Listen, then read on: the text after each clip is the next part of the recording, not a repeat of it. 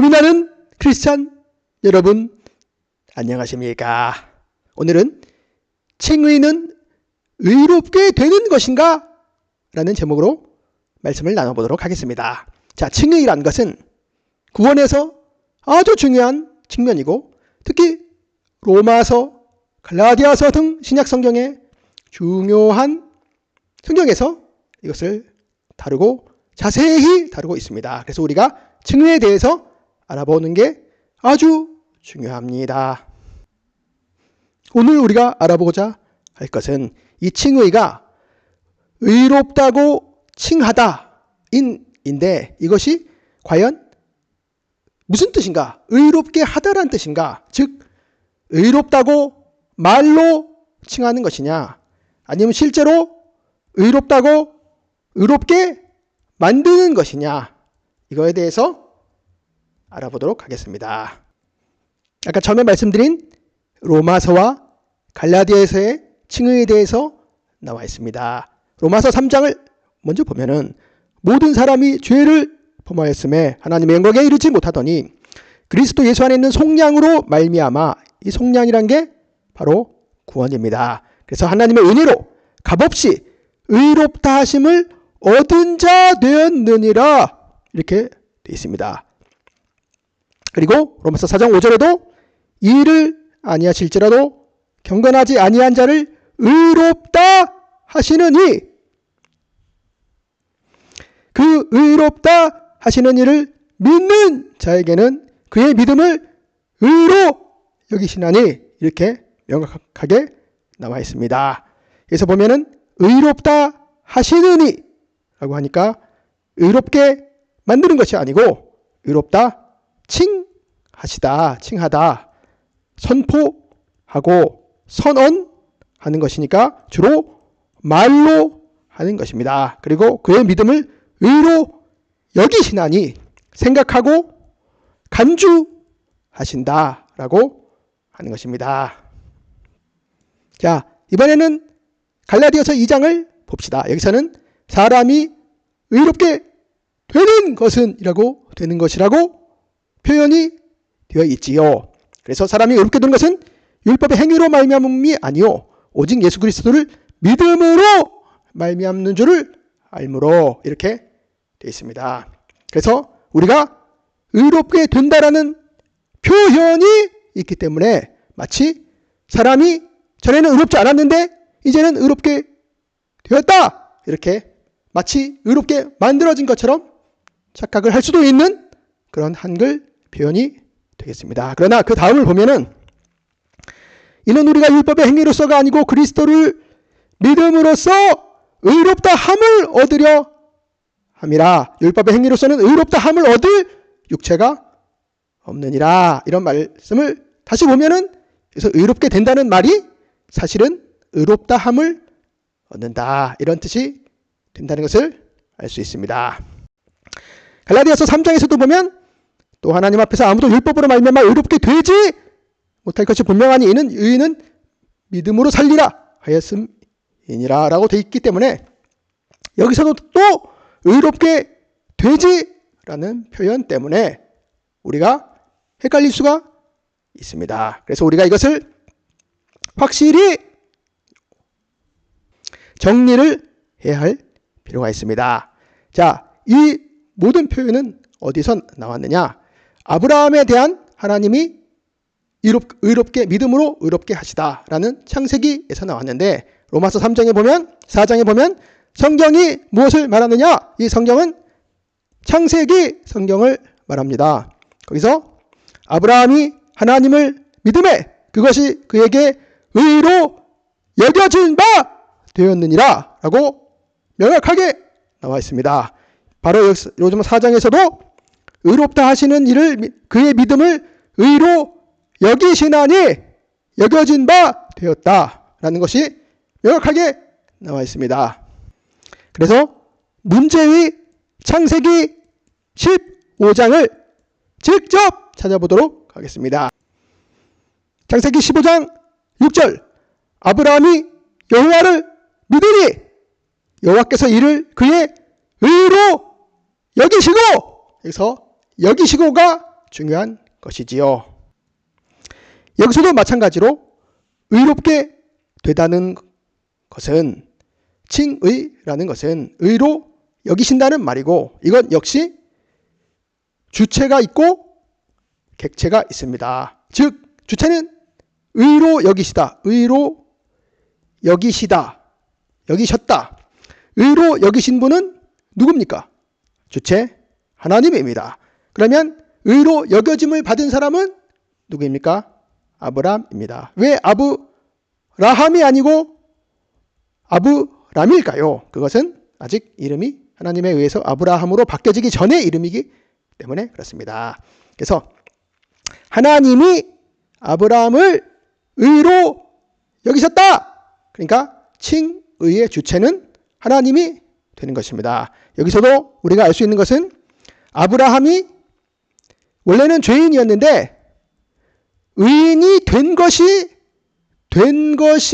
즉 의인으로 만들어진 것이 아니라는 사실을 우리는 알 수 있습니다. 하나님이 그를 죄인이지만 의인으로 간주하셨다. 선언하셨다. 마음속에 그렇게 생각하고 그렇게 보셨다. 주체는 하나님이란 것을 알 수 있습니다. 이것이 바로 로마서의 주제이며 갈라디아서의 주제라고 할 수 있는 이신칭의입니다. 특히 종교개혁 시대에 마틴 루터가 이신칭의를 재발견해서 우리에게 많은 좋은 영향을 미치고 있습니다. 이신칭의란 무엇인가요? 한자로는 이신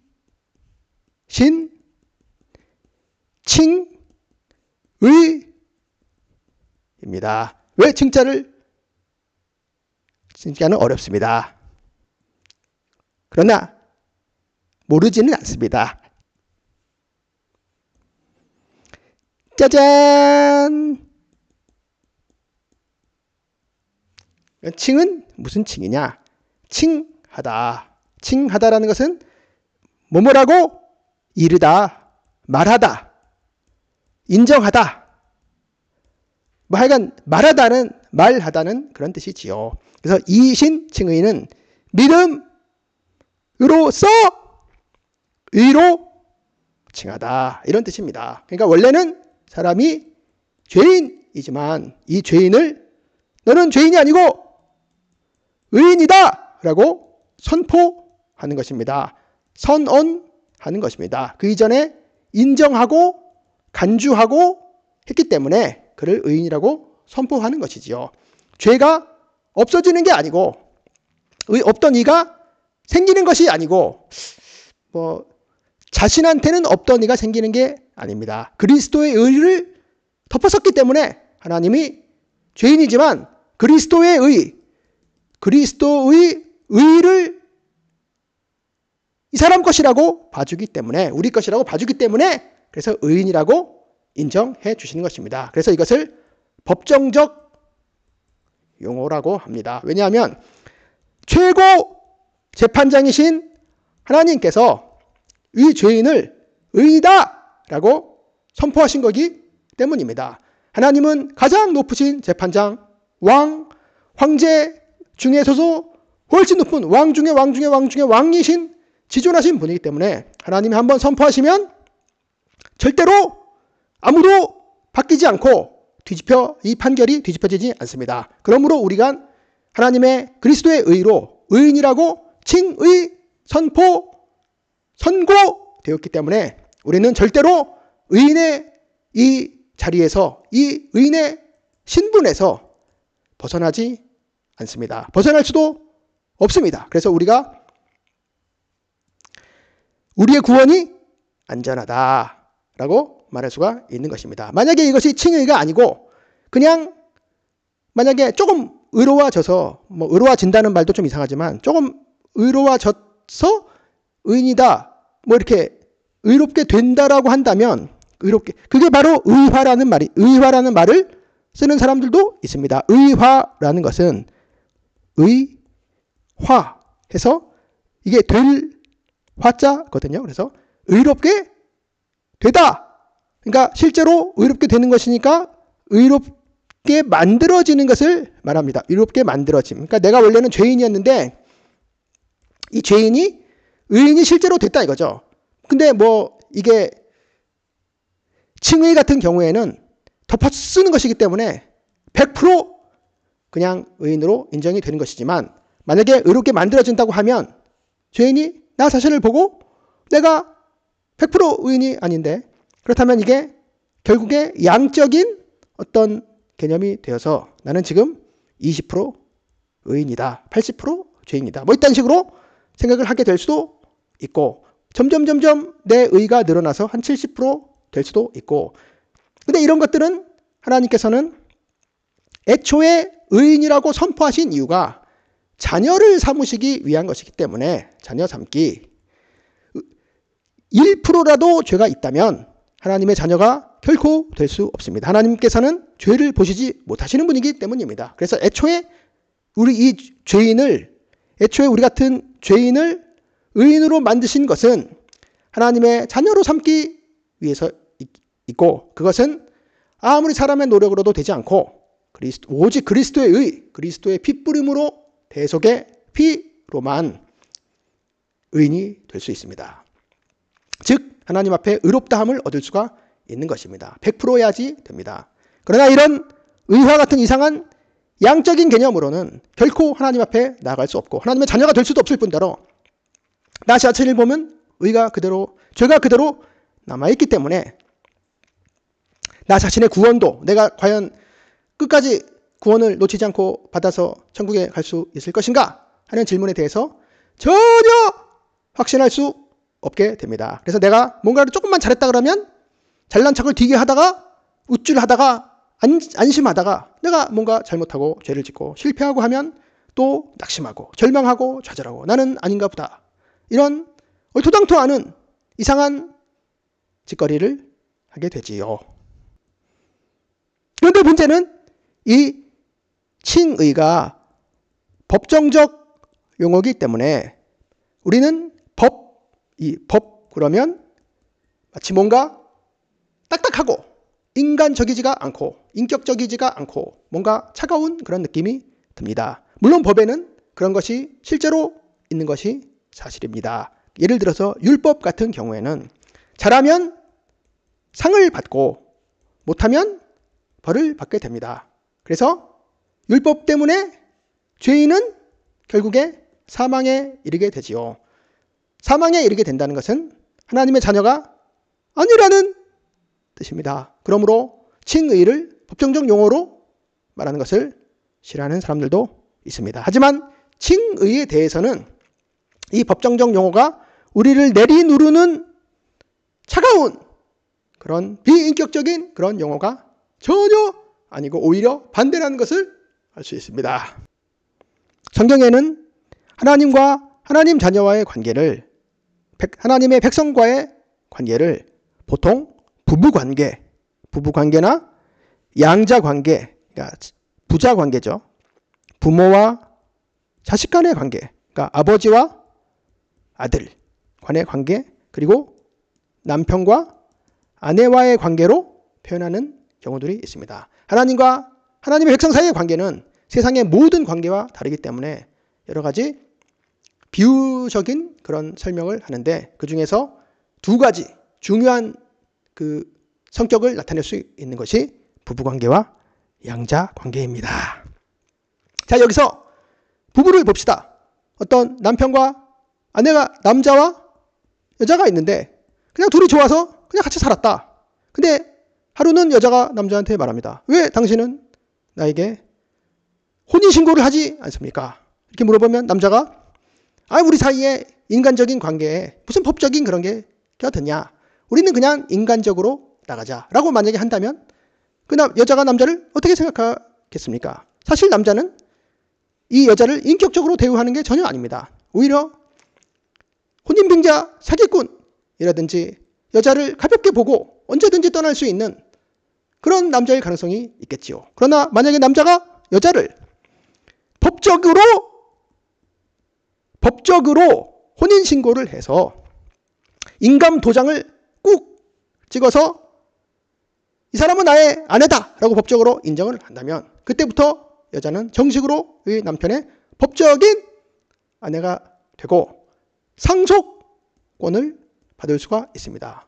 그렇다면 이 법적인 관계는 남편과 아내 사이에 너무나도 인격적이고 파트너 평생의 동반자로 인정해주는 그런 관계라고 할 수 있겠습니다. 두 번째, 양자 관계를 봅시다. 어떤 사람이 있었는데 어떤 거지 같은 아이나 무슨 자기 아는 친척 아이인데 고하다. 그러면 자기 집에 와서 야, 우리 집에서 먹고 자고 해라. 내가 아들처럼 대해주겠다 하고 대해준다면 고맙긴 하겠지만 그러고 나서 언제든지 집에서 내보낼 수 있는 그런 사이가 되지 않겠습니까? 그러나 그 고마운 그 아저씨가 이 아이를 양자 삼는다라고 하고 인감 도장을 꾹 찍어서 자기 호적에다가 올린다면 이 법적인 관계가 정식 아버지와 아들 관계가 되어 상속권을 가지게 되는 것입니다. 그러면 이 아버지가 이 아이를 얼마나 사랑하는지를 알 수 있게 되는 것이지요. 칭의란 것도 바로 그렇습니다. 하나님께서는 우리를 인격적인 관계로 전혀 자신으로부터 떨어지지 못하는 관계로 연결하시기 위해서, 묶기 위해서, 결합시키기 위해서, 연합시키기 위해서 영원한 관계, 영원한 부모와 자녀의 관계가 되게 하기 위해서 우리를 법적으로 칭의, 선언, 선포, 판결, 심판하신 것입니다. 얼마나 우리를 하나님께서는 인격적으로 상속자로 삼으시는 것을 너무나도 큰 은혜로 우리는 알아야 하겠습니다. 그래서 오늘 처음 질문, 칭의는 의롭게 되는 것인가? 라는 질문에 대해서 의롭다고 칭하다, 선언하셨다, 여기셨다 라고 하는 것이 맞고 의롭게 하다라는 것은 약간 문제가 있는 표현이고 특히 의롭게 만든다는 표현은 전혀 아니라는 것을 알았으면 감사하겠습니다. 끝!